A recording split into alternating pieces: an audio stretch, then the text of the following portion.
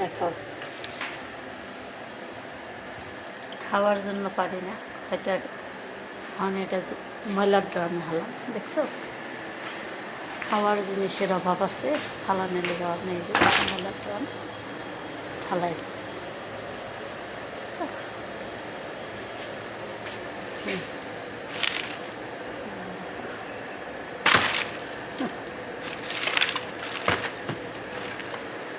ফালাই দিলাম, দেখতে পারছো? ফালাইলে কোনো দোষ নেই, খেলে দোষ, কারণ ওরা অপচয় করতে পারে, খাইতে গেলে সমস্যা। খাওয়ার কোনো আমাদের লেগে নেই। কালকে আনছে অবশ্য, বলেও নেই পর্যন্ত তোরা খা, ভালো কি মন্দ, বা আমরা হাত দেখাইতে সাহস পাইনি। এখন ফালাই দিল, তা তো ওদের জন্য এটা খাবার জিনিস অনেক অপচয় করে, হয়তো আমরা খাইতে পারি না। দেখতে পারছো? কি বলবো কি বলবো, বলার মতো থাকতে পারি কি জানো? খাওয়ার মতো কিছুই থাকে না।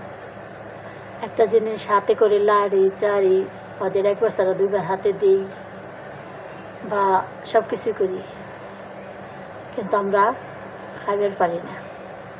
এই কেকটা অথচ আমাকে যদি কালকে এক পিস দিত আমরা অবশ্যই খেতে পারতাম, কিন্তু হাতে দেয়নি, আর আমরা সাহস করে হাতে নিয়ে খাওয়া পারিনি। আমাদের শুধু কামটাই মূল্য আছে, খাবারটা কোনো মূল্য নেই। আমরা তো সাহস করেও ভুলেও হাতে দূরে খাওয়া পারব না, কারণ এটা আমাদের এই নেই। এই যে দেখো খাবারের এগুলা কি আজ কয়েক মাস ধরে এনে দিছে, যদি আমরা খাই তাহলে এটা কৈফত দিতে হবে, আর দু একদিন পর 2-4 দিন পরে ফালাই দিব, তাতে কোনো কৈফত নাই। এরই নাম প্রবাস, এরই নাম বিদেশ। হয়তো তোমরা আমাকে বলতে পারো যে কি ভিডিও দেয়, কিন্তু দেওয়ার মতো কিছুই নেই, আর করার মতো কিছু নেই। আমাদের কষ্টটা সবাই দেখেন, আমাদের শুধু বিদেশে হাসি মুখটাই সবাই দেখে, আমাদের ভিতরে যে কত কষ্ট সেটা আমরা বলতে পারি না। দেখো এই কেকটার কথা বলি, কালকে আনছে এবং এমনও মনে করেন প্রতি মাসে 2-4টা আসে, কিন্তু আমরা এক পিস খেতেও পারি না, ধরতেও পারি না, কারণ আমাদের সাহসে কোলায় না। আর খামো এটাও আমরা পারব না, আর ওরা না দিলে যে খামো এটাও আমি জানি না। এ কারণেই আমরা কোনোটা সাহসও করি না, খাইতেও চাই না, খাইও না।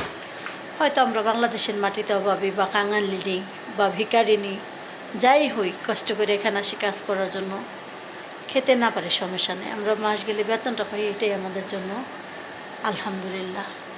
কিন্তু খাবারটা ওরা এত অপচয় করে, যদি আমাদের একটু দিত খেতে তবু শান্তি পেতাম, কারণ আমরা কটা পয়সার লেগে আহি দেখে ওদের অনেক গাল মন্দ অনেক কিছু শুনতে হয়, সহ্যও করি, কী করুম।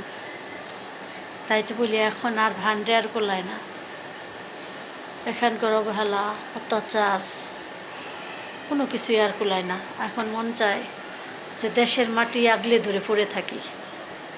হয়তো ধৈর্যশীল মানুষের ফল আল্লাহ ফলাফল ভালো করে, কিন্তু বিদেশ জীবনের ধৈর্যটা অনেক কষ্ট, অনেক কষ্ট, অনেক। আচ্ছা, এত কষ্ট করে সব মেয়েরা থাকতে পারবো না, আর করবো না, তাই তোমাদের সাথে ছোটোখাটো করে শেয়ার করি।